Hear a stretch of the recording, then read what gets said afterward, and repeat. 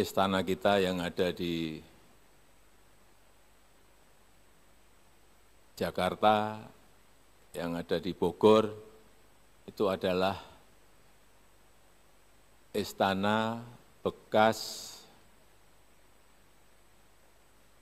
kolonial yang dulunya dihuni, jadi di Istana Negara itu dihuni oleh Gubernur Jenderal Peter Gerardus van Overstraten. Kemudian Istana Merdeka, saya juga kaget ternyata Istana Negara dan Istana Merdeka berbeda. Dihuni oleh Gubernur Jenderal Johan Willem van Lansbach. Kemudian yang di Bogor, ternyata ada Gubernur Jenderal lagi, Gubernur Jenderal Belanda, Baron van Inhofe.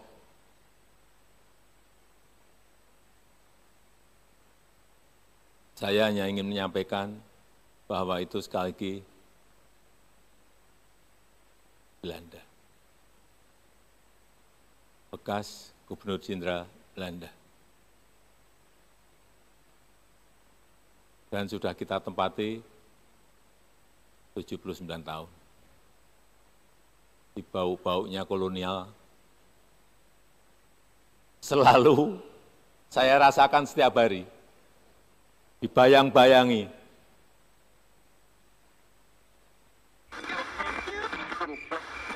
Kabar ini, kabar terkabar.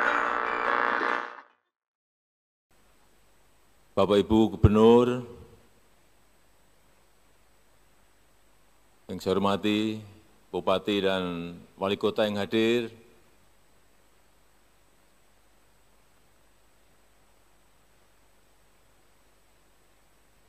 saya nggak tahu Bapak Ibu kesini tadi, saya tadi bertanya banyak yang sudah tiba di Balikpapan kemarin, sehari sebelumnya juga melihat ibu kota Nusantara ini kira-kira bayangan Bapak apa?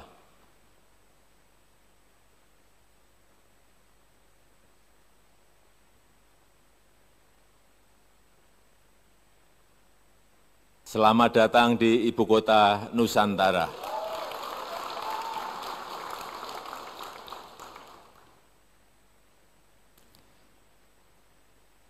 Jadi kalau istana kita yang ada di Jakarta, yang ada di Bogor, itu adalah istana bekas kolonial yang dulunya dihuni, jadi di Istana Negara itu dihuni oleh Gubernur Jenderal Peter Gerardus van Overstraten. Kemudian Istana Merdeka, saya juga kaget ternyata Istana Negara dan Istana Merdeka berbeda. Dihuni oleh Gubernur Jenderal Johan Willem van Lansbach. Kemudian yang di Bogor, ternyata ada Gubernur Jenderal lagi, Gubernur Jenderal Belanda, Baron van Inhofe.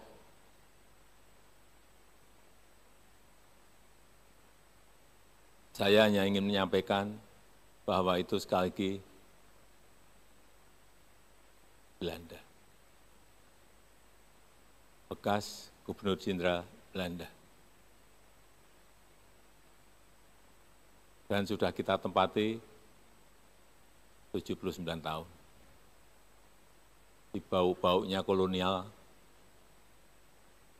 selalu saya rasakan setiap hari. Dibayang-bayangi.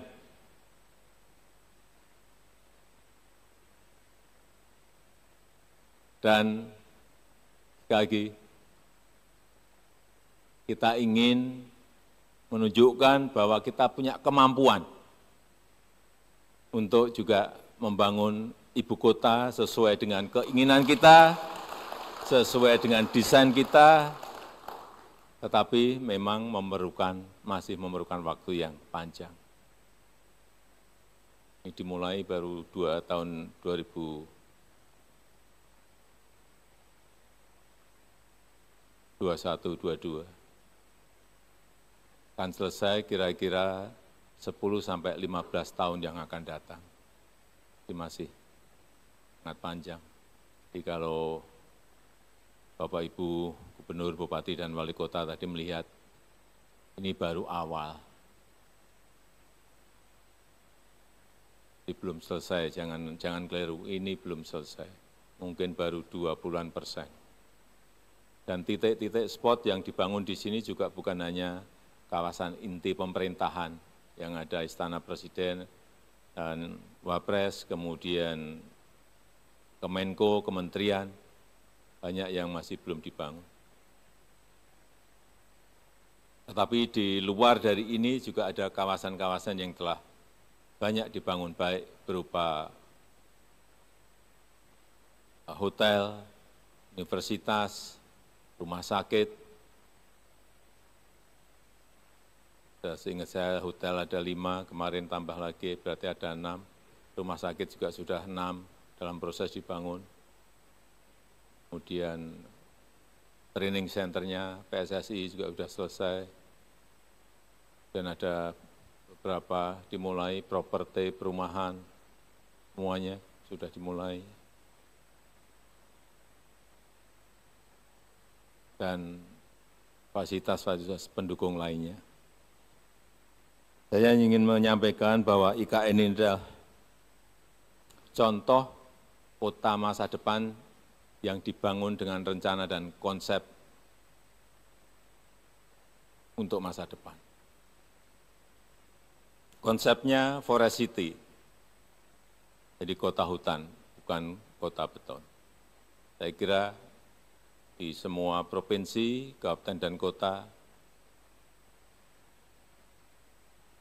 bisa merencanakan dan mengkonsep kotanya itu ingin dijadikan kota apa.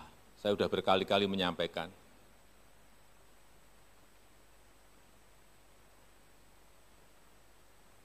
Ada di California kota yang khusus hanya untuk golf saja, kota golf. Ada 37 padang golf di sana. Hanya itu, enggak ada yang lain. Kemudian juga ada High Point di North Carolina, ada juga. Itu hanya khusus untuk kota mebel saja. Mebel, enggak ada kemanapun, enggak ada kecualiannya mebel. Ini kita sebenarnya punya kekuatan besar Jepara. Pak Bupati Jepara ada. Bisa dikonsep desain sejak awal meskipun tidak selesai mungkin dalam 1 periode bupati atau 2 periode bupati, tetapi perencanaannya harus ada dan detail hingga matang di situ. Kemudian ini juga kita konsep smart city. Seluruh aktivitasnya ditopang oleh teknologi. Memang momentumnya pas perubahan zaman ini pas, inilah waktunya, baik itu teknologi digital maupun teknologi yang lain-lainnya. Sehingga ini akan menjadi livable city, kota yang nyaman untuk ditinggali. Saya kira seluruh provinsi yang kita miliki, seluruh kabupaten yang kita miliki, seluruh kota yang kita miliki, mestinya arahnya ke sana. Tadi Bapak Ibu melihat bagaimana sebuah kota itu mestinya ada danau kecil atau embung, itu akan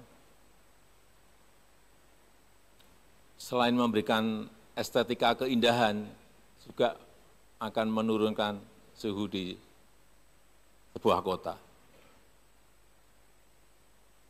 Di sini nanti akan dibangun kurang lebih 60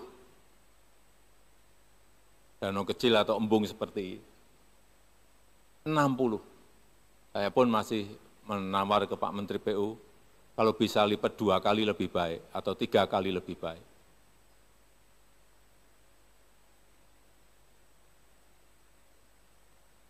Dan itu bisa kita lakukan. Dan juga tidak mahal. APBD punya kemampuan, tapi memang harus direncanakan, harus didesain. Jangan seadanya. Kalau ada airnya, dari sisi estetika, dari sisi keindahan semuanya, berikan ke arsitek landscape yang memiliki kemampuan untuk membangun ini.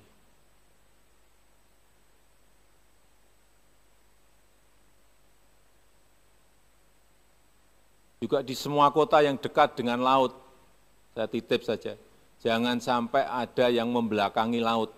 Laut itu harus kita jadikan halaman, bukan di belakang rumah. Banyak sekali di kita itu tempat-tempat indah tapi malah ditaruh di belakang rumah, di belakang bangunan.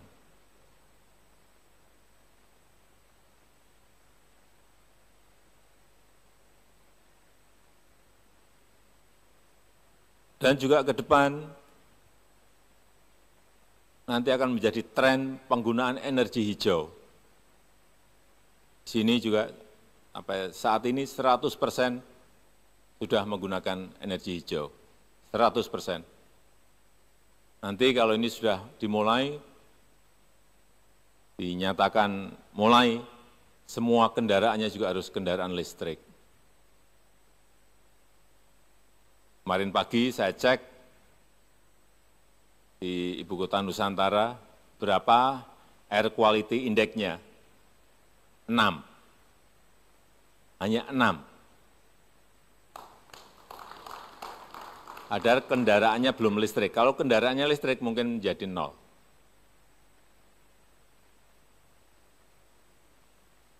Kemarin kita cek Singapura 53. Maksimal itu 50. Udara yang baik dan sehat, maksimal itu hanya 50. Tapi kota-kota kita, utamanya di Jawa, sudah semuanya di atas 100.